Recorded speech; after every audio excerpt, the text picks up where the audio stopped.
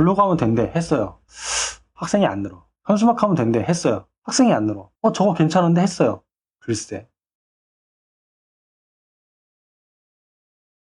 마케팅의 종류에 대해서도 물어보셨는데 블로그, 인스타 같은 SNS, 당근마켓, 맘카페, 현수막, 전단지, 학교 근처에서 선물 나눠주기, 설명회 등 여기까지 생각을 해보시고 하신 것도 있고 많이 하셨죠. 근데 그 외에 다른 마케팅 방법이 어떤 게 더 있을까요? 마케팅의 종류가 궁금합니다 라고 하시면서 제가 여기다 안 썼는데 질문 주실 때 그런 얘기를 하셨어요. 제가 아이디어가 없는지 더 이상 생각이 안 나는데 뭐 또 좋은 게 없을까요? 자, 이 질문을 먼저 하고 위에 거를 다뤄보도록 할게요. 왜냐면 그게 순서가 맞는 것 같으니까. 자, 일단 요거부터 볼게요. 왜 이런 고민을 하실까? 이 고민을 저도 했었습니다. 제가 이제 제 강의 들어보신 분들 아시겠지만 제가 얼마나 삽질을 많이 하고 이것저것 해봤는지에 대해서 말씀을 드렸잖아요. 자, 여기 나와 있는 블로그, 인스타, SNS, 당근마켓, 맘카페, 현수막, 전단지 다 해봤고요. 저희는 시내버스도 해봤고요. 우편물 배송하는 것도 해봤고 직투라고 하는 것도 직접 해보기도 하고 전단지 게릴라 현수막도 해보고 벌금도 맞아보고요. 텔레마케팅이라고 해서 이제 알바비 별도로 드리고 아침에 나오셔가지고 일일이 전화해서 상담 예약 잡는 뭐 이런 것도 해보고요. 고등학교 매점에 LED 전광판 설치하는 거 뭐 이런 것도 그러니까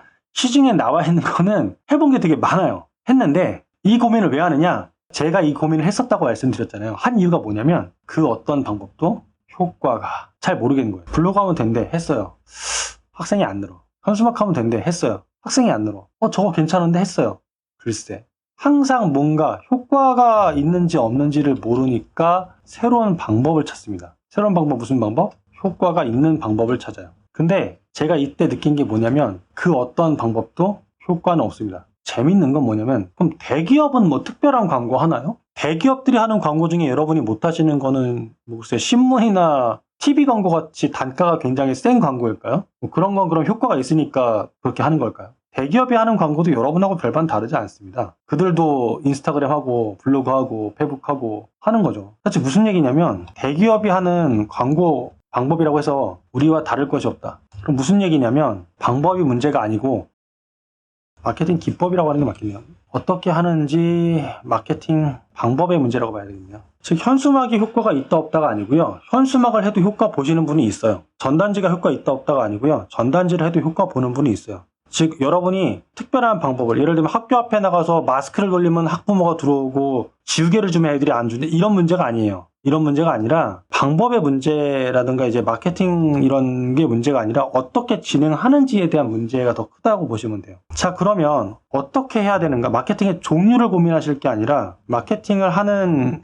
방법, 노하우, 기법 뭐 이런 것들에 대한 고민을 하셔야 되는데 그럼 여기서 고민하실 거는 뭐냐면 고객 유형에 따라 다르게 하셔야 됩니다. 고객 유형에 따라서 다르게 한다는 건 뭐냐면 모르는 사람은 알도록 여기까지만 하면 돼요. 아는 사람은 한번 오게, 한번 온 사람은 호감 갖게, 호감 가진 사람은 등록하게, 등록한 사람은 추천하게 이렇게 고객 유형에 따라 다른 걸 하시면 돼요. 그럼 모르는 사람을 알도록 할 때 쓰는 게 아까 말씀하신 블로그, 인스타, SNS 이게 다 여기서 쓰인 겁니다. 물론 여기에서도 쓰이긴 쓰여요. 즉 뭐냐면 고객 유형에 따라 다르기 때문에 그럼 무슨 얘기냐면 유형에 따라서 메시지가 다릅니다. 이 얘기는 뭐냐면 각 유형에 따라 어떤 생각을 하고 있고 각 유형에 따라 무엇을 원하는지 이거를 고민하셔서 거기에 맞는 대답을 주시는 게 중요한 거거든요. 그래서 원장님 요새는 학교 앞에 뭐 가지고 나가야 돼요? 이거는 사실 의미가 없는 질문이에요. 예를 들어 볼게요. 애들한테 학교 앞에 나가서 만약에 연필 한 자루 준다고 따져요. 애들이 학교 앞에서 연필 준다고 해서 연필을 좋아할까요?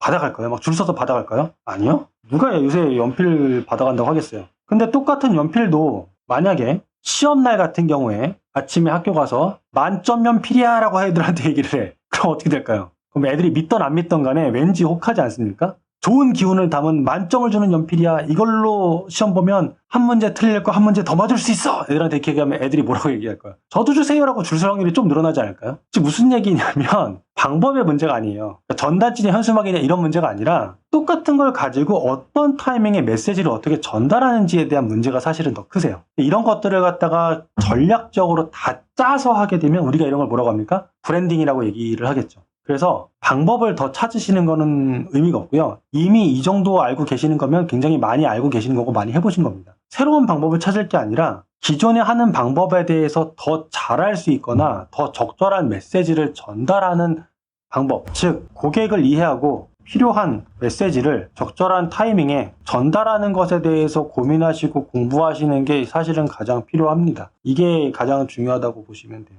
방법에 대해서는 더 이상 고민하지 않으셨으면 좋겠습니다. 그러다 보니까 당근마켓 광고했는데 효과 보는 분도 있는 거고 효과 못 봤다고 하는 분도 있는 거예요. 메시지가 더 중요하십니다. 자, 그러면 이렇게 마케팅 종류가 다양한데 그 중에서 설명회를 한다라면 어떻게 해야 되느냐? 이렇게 가볼게요.